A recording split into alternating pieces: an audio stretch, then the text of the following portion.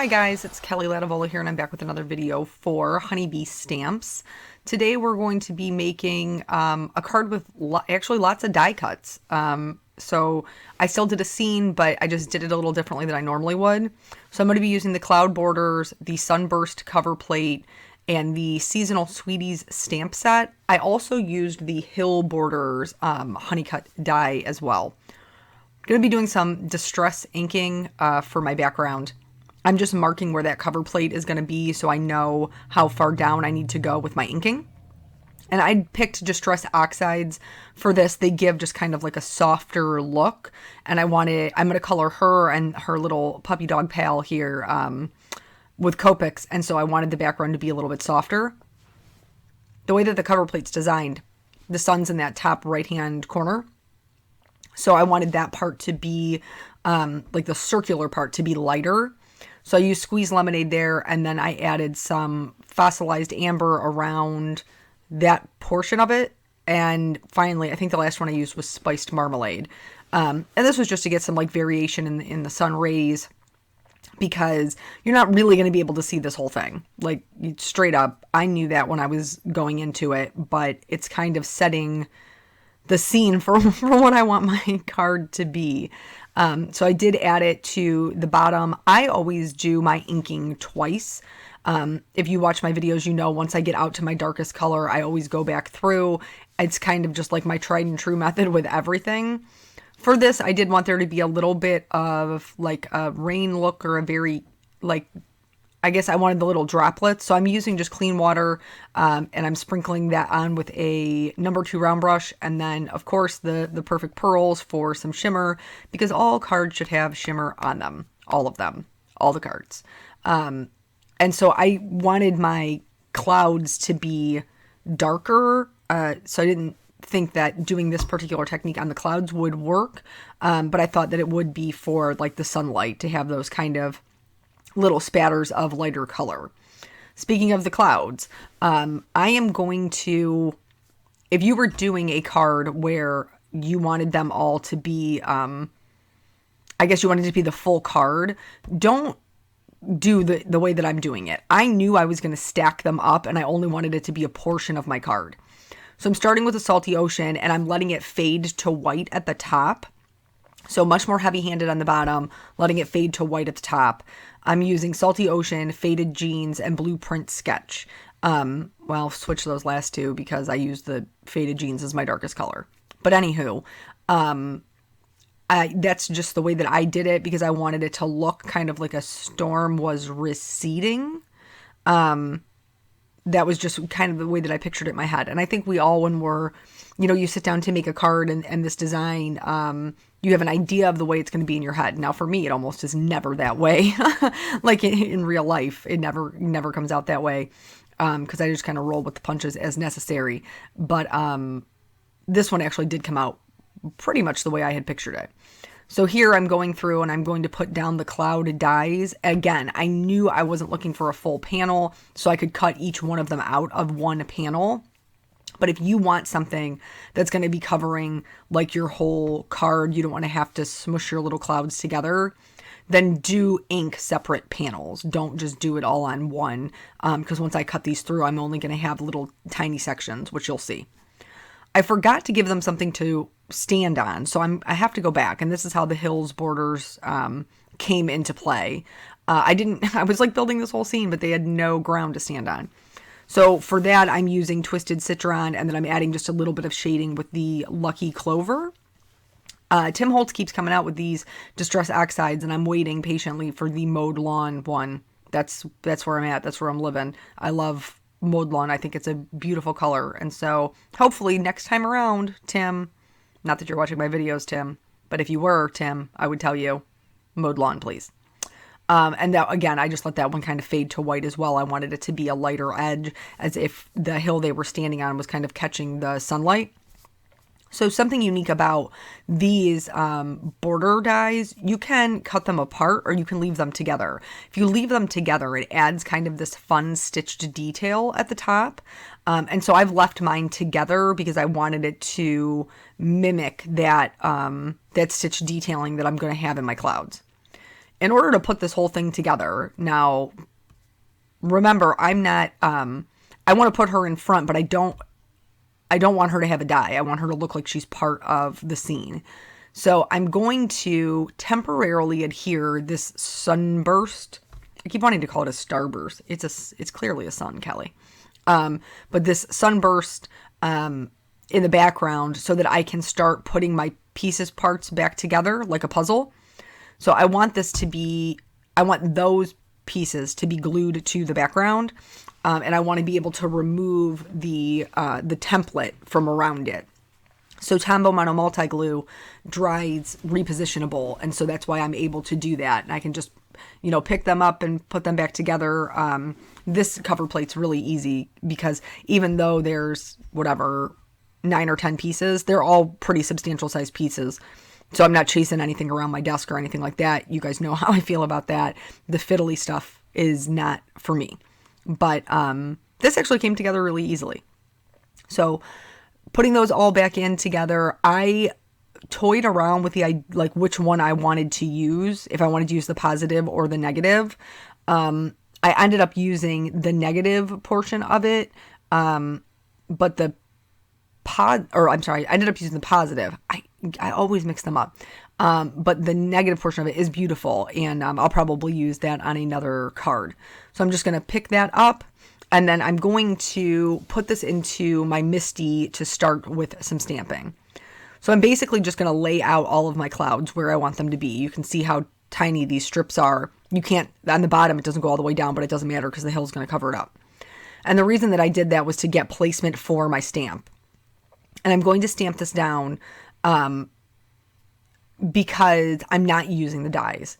So I need to find a way to make that umbrella, the handle for the umbrella, which is just one line, even throughout, because I need it to look fluid. So it doesn't, it doesn't look weird or like the lines don't match up. So I'm stamping her down once, and then I'm going to glue in my first cloud. And then I'm going to stamp her again. So it will continue that line from the umbrella. And then this is just a personal preference thing. It isn't necessary, but I really like stamping my images down, even if I'm not going one layer, because then whatever I cut out, whether it's fussy cut or die cut or what have you, I don't know any other options, so I don't know what have you would be, but you're following where I'm going. I like being able to kind of put them in place over where I've stamped. So, because sometimes you have some little finicky bits, like in this case, her hand is a little tiny and wobbly. So this way I will always know where everything goes because I stamped everything down and I can match up that fussy cut image with what I already have stamped down. So I kept stamping all the way through, even to the hill, but also because of his umbrella. He has an umbrella in his hand as well, and so I need that line on my grass. This one, I just kind of laid in place temporarily. You'll see like me smush the glue around, wait for it to dry, because I knew I wanted to pop it up on some foam tape. So I'm just tapping that with my fingers and rubbing it on my hand to make sure that it's not too sticky before I put it down. And then I'm going to stamp it just one last time to get the placement for that. And then basically the stamping portion is done. I did stamp her on a second piece already, on just a piece of Neenah Solar White cardstock, because I'm going to do Copic coloring. So, yeah, so I have just been so busy these last 2 weeks. I've just been crazy busy. Time management has not been on my side. I actually shot this video at the end of April. I shot this video at the end of April. And if you follow me on Instagram, which you're more than welcome to go do, it's my username is D as in David, IS as in Sam, P as in Paul, 6194. It's an abbreviation for dispatcher 6194, because that's what I do. And that's, so yeah, anyway, if you follow on Instagram, you saw in my stories, I actually posted a picture and I had to watch this video before I could voice it over because it was so long since I colored it. I couldn't even remember the names of the products that I used. Like, that's legit. That's real life. But I mean, I still think that it's super cute. I'm sorry that I didn't get it up sooner. I have been, I share videos and people sometimes will comment on this. They're like, haven't I seen this video somewhere? And I do share videos that I make on other people's channels, on my own channel. This being an example of one.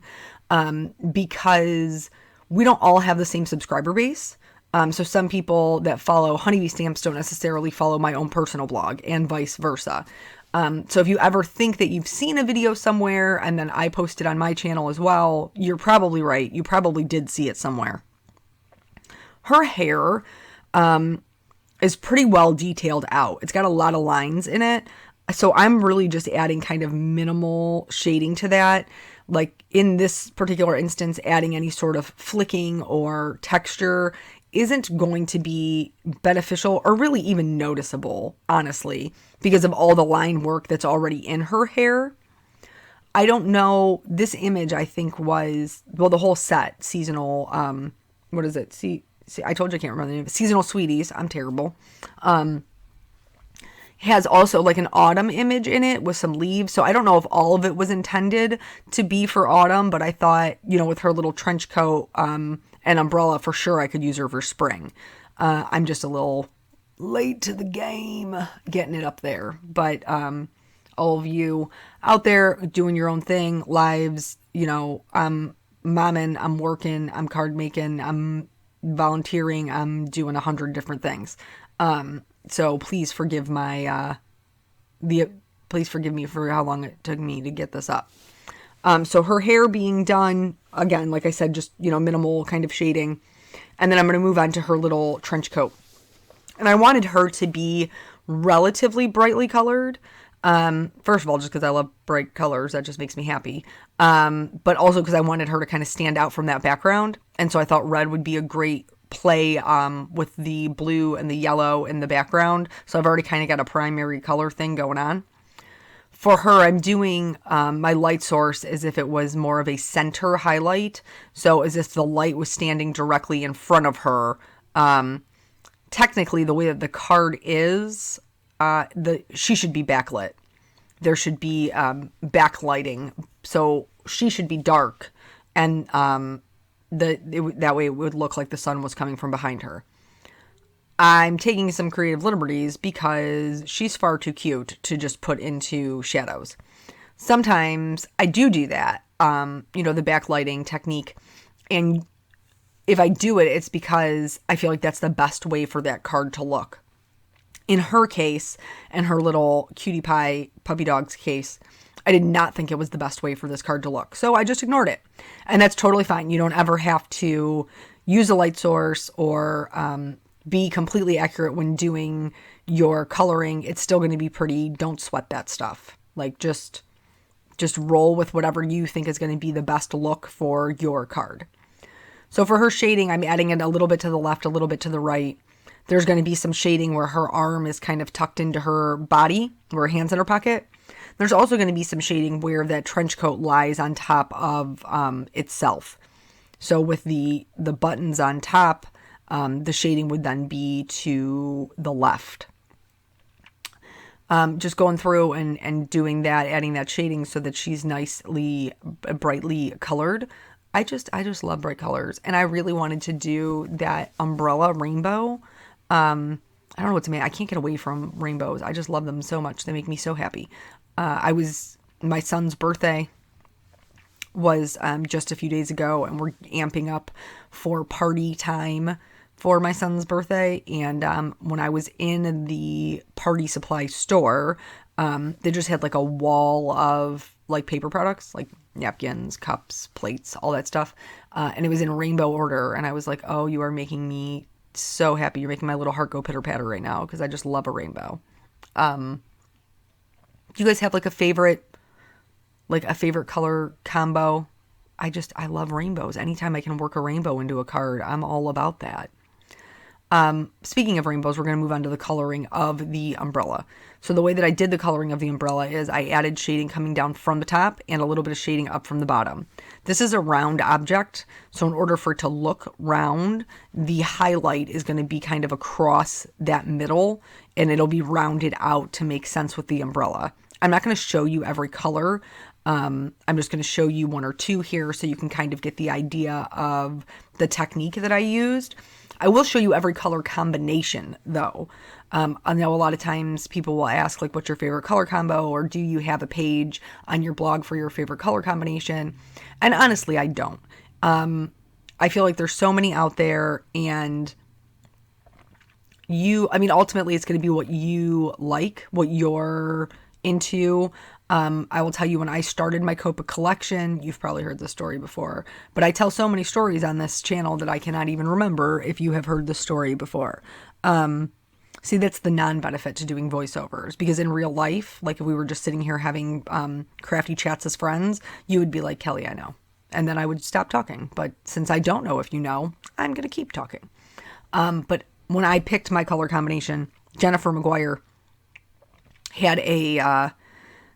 had her list out, and I knew that I liked her style. I knew we both liked bright colors, and so her list was the list that I used to kind of start my collection. And there's still a lot of colors that I use from that, but there's a lot I've added to it as well. So that would be my recommendation. Like, find a Copic person, and when people ask me, I usually refer them to Jennifer's list because that's where I started.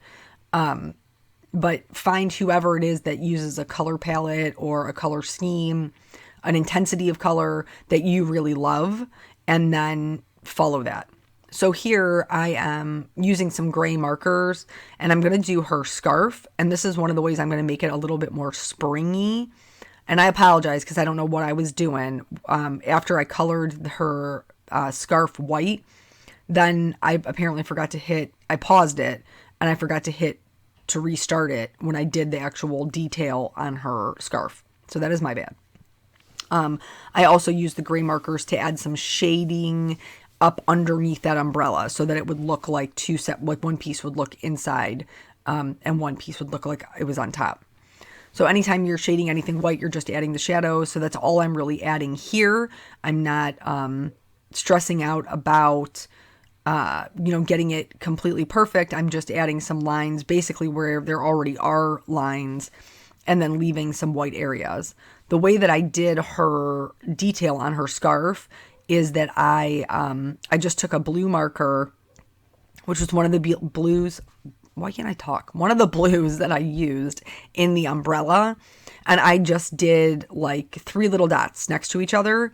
And then next to that, I did like a little flick of green so that it would look like it was like a blue and green flowered scarf. That's what I wanted, to make it look a little bit more springtime versus a little bit more fall. I'm using the same colors I used for her hair, for her little doggy here, just because I'm lazy and I want to have to pull out more brown markers. It also, design-wise, it does give your card some continuity and all of that. But I'm just really, at the end of the day, my main reasoning is that I didn't want to have to dig out more markers and then link more markers. That's the reality. Back to the color picking. So I usually do refer people to Jennifer's list, and that would be my recommendation. Like, find somebody that you like, that you know you're going to use that color palette. Not that you like the way they color. That doesn't matter. That you like the colors that they use in their cards, and that will help you to select the Copic colors that will work for you. Speaking of buying Copic markers, please, please, please, please, please, please, please, please, with a cherry on top, do not buy one of those sets. Don't do it. No, stay away. Don't buy like the 72-piece set. The beauty of Copics is that they blend together. That's the main thing. You want them. The reason that Copics are different than Sharpies is because they have this color family and this ability to blend with each other that is kind of seamless. So buying those sets is of no benefit to you because you can't. It's like one blue, one red, one purple, one orange, one yellow. You get what I'm saying. Those aren't going to blend together. That's not, and then people get frustrated and they don't understand why they don't like their Copic coloring, and it's because they haven't approached it properly. So they do have like 3 family color blends, those kinds of sets. Those are probably great. I didn't start that way, but those are probably great. I would recommend getting about 3 colors that you will blend together. So now all the Copic's coloring is done. I'm going to outline my images with a EK Success journaling pen. This is Copic safe in case I need to go back there and make any kind of touch-ups. But if you know that you're done coloring, you don't need something that's Copic safe. These just happen to work for me. Once it's all done, I'm going to fussy cut it out. The reason I chose to fussy cut it is, like I said in the beginning, I wanted it to be fluid. I wanted her to be part of the scene versus sitting on top of it with this like white border. I am going to cut my pieces apart. So like I'm going to leave the umbrella attached to her, the little orange umbrella attached to her because that makes sense. But I'm going to cut the dog and the other umbrella out separately because they don't actually touch. And it would just make my job more difficult trying to keep them together on the same piece of paper. So I trim them down to something smaller before I start fussy cutting. I keep my scissors straight in my right hand, and then I turn my paper with my left. That's how I roll. I can't remember if I showed you or not, but after I'm done fussy cutting, I'm going to use a Memento Tuxedo black marker to just go over the outline. So that way, any kind of jagged edges or something that wasn't so smooth is a little bit masked by that black line. And clearly I did not show you because here we are moving on to the sentiment. So this is just black Simon Says Stamp cardstock. I've lined up my sentiment. I knew that I was going to cut them out into little labels, so it doesn't really matter how they fit on there as long as I can get a good clean cut for each word. I treated my paper with my anti-static tool. I'm going to stamp down in Versamark ink. And then I'm going to go ahead and heat set that with white embossing powder. These are the first time I used these stamps, so I did stamp them twice just to make sure I got a good impression. And that Sunny is pretty thick. The line weight on it is pretty thick, so I wanted to make sure I definitely got a good impression on that. Back to the picking of the Copic. So the smaller sets are probably good. The bigger sets, please don't buy. It's a gigantic waste of your money. And then if you buy multiples of them, I think you actually get repeats. So I would start with a 3-color blend, a light, a medium, and a dark of whatever color that it is. And I would start with whatever you color the most. So for me, I color flowers the most. So that's where I started. I started with my bright colors.